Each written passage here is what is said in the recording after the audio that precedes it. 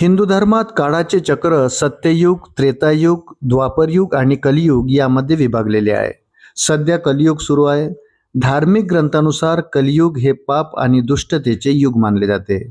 महर्षी वेदव्यास यांनी लिहिलेल्या भविष्य पुराणात भविष्यातील घटना आणि युगांच्या बदलांचे वर्णन आहे.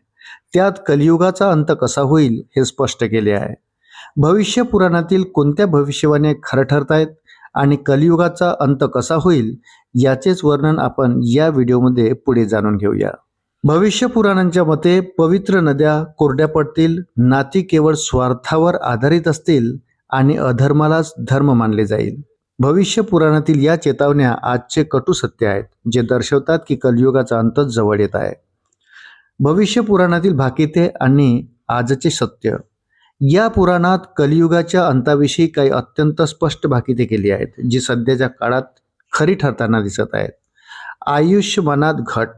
भविष्य पुराणानुसार कलियुगाच्या शेवटी मानवी सरासरी आयुर्मान लक्षणीयरित्या कमी होईल. पवित्र नद्यांचा लोप. या काळात गंगा नदी पृथ्वी सोडून वैकुंठावर परत जाईल. पैशाचं प्राबल्य.